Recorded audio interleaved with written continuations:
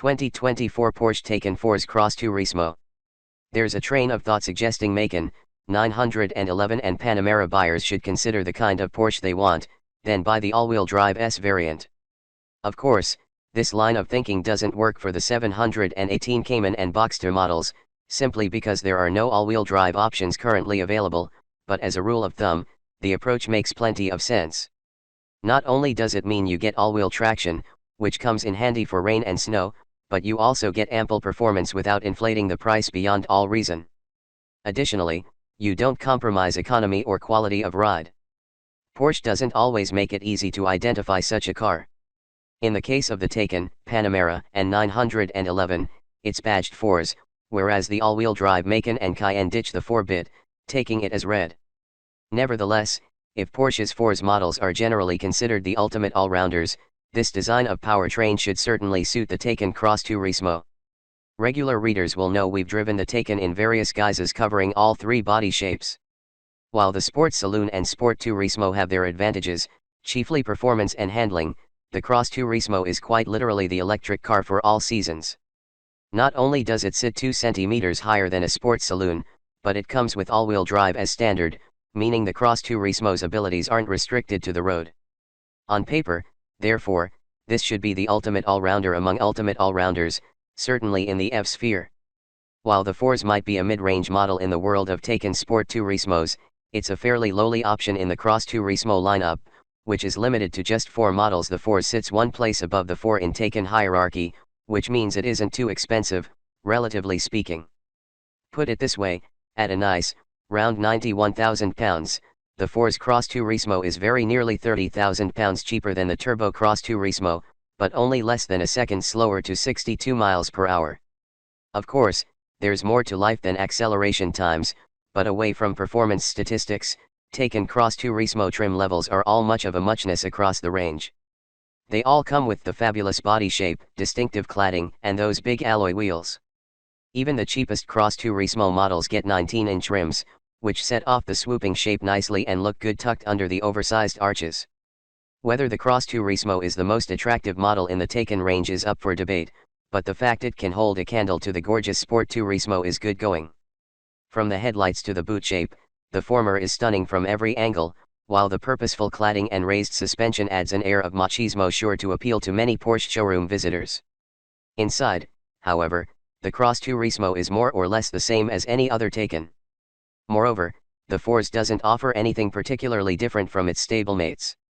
This is no great problem, because the standard Taycan cabin is more than posh enough to be getting on with. As standard, you get the same build quality familiar across the Porsche range, but Taycans offer an even more high-tech feel.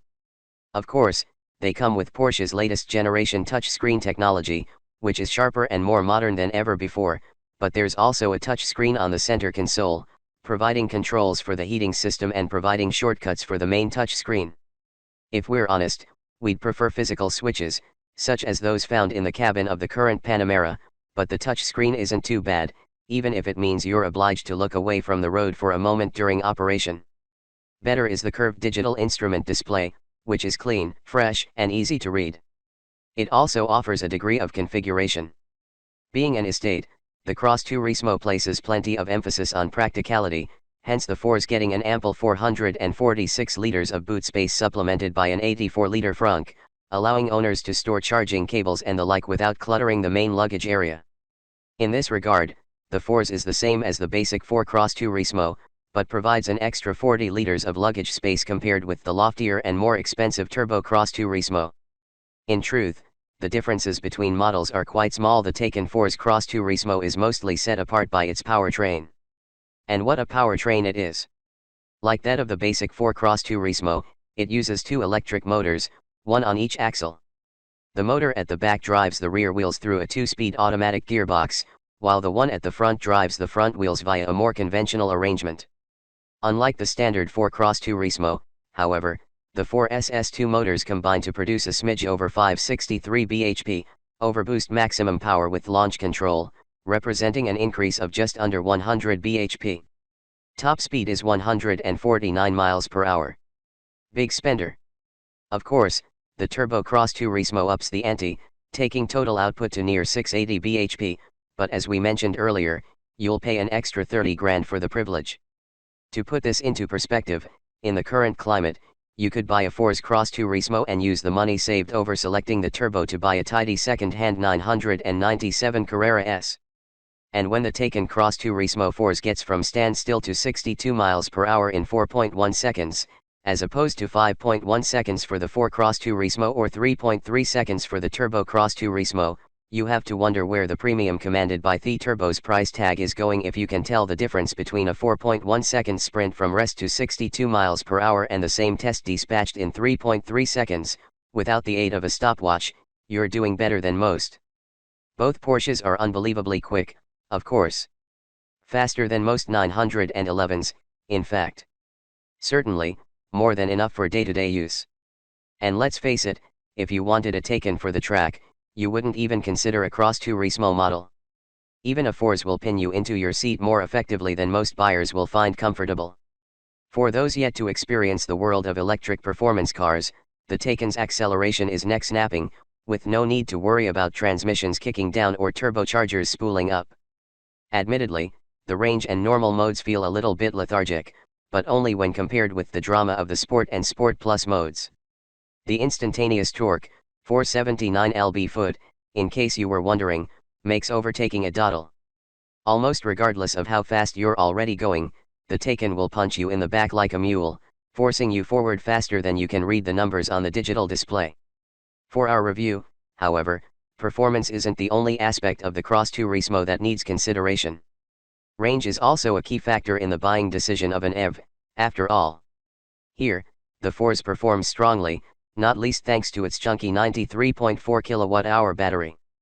Officially, it'll return between 258 and 304 miles on a single charge, which puts it on par with the less powerful 4 Cross Turismo and represents a slight improvement over the Turbo Cross Turismo, which maxes out at 301 miles on the official economy test.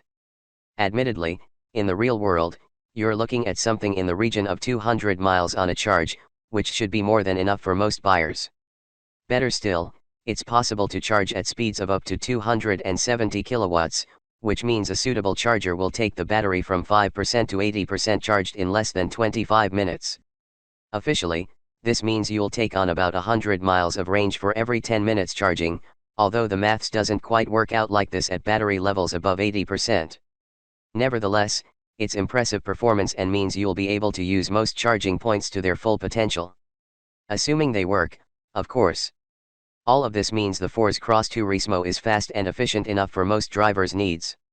It's certainly better in corners than it needs to be. Few owners will ever exploit the model's bountiful limits on the road, at least not legally, but rest assured there's plenty of grip even on greasy surfaces, and the all-wheel drive system allows the motors to put power down early on the exit of a corner.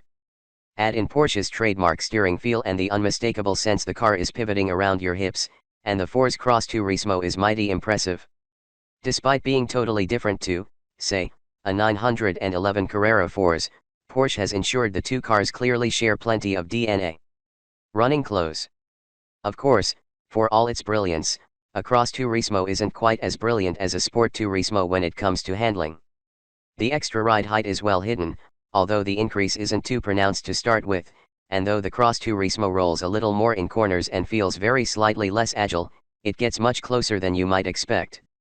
It still turns in keenly, but the body takes a fraction of a second longer to follow the wheels, plus there's a slight softness to the action. Even so, the battery is positioned low in the car, ensuring there's no great issue with roll. Ultimately, the difference between a Force Cross Turismo and a Force Sport Turismo is very small indeed.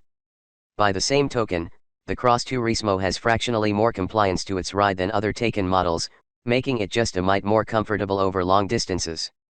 Again, the difference is almost imperceptible, but there's a tad less rigidity to the suspension and a hint of extra suppleness. That said, the Sport Turismo was already remarkably comfortable, and both cars get a bit firmer when you make the suspension stiffer by changing driving mode.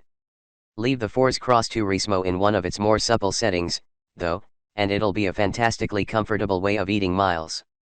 A refined one, too. Of course, this is true of all Taycans, and you expect electric cars to perform well in terms of noise and vibration, but even though the Force Cross Turismo is handicapped by its bulkier body, It's still eerily quiet, even when speed builds. Yes, there's a bit of road and wind noise, perhaps even very slightly more than you'd get from a Force Sport Turismo, but no more than you expect from a luxury estate, and not enough to seriously detract from the driving experience.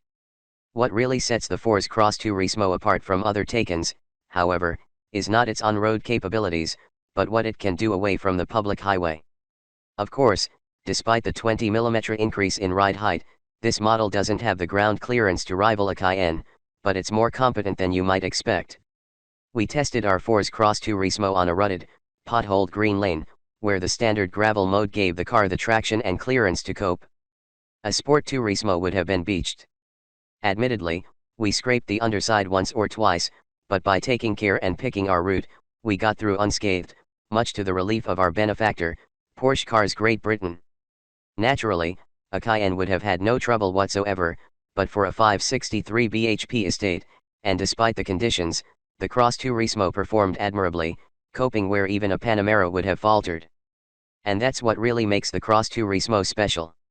In most areas it's as good, or at least very nearly as good, as a Sport Turismo, but it comes with that little bit of extra capability, thereby bringing peace to the mind of those in the countryside. And the Force version, with its sensible combination of price and performance, is unquestionably the model to own.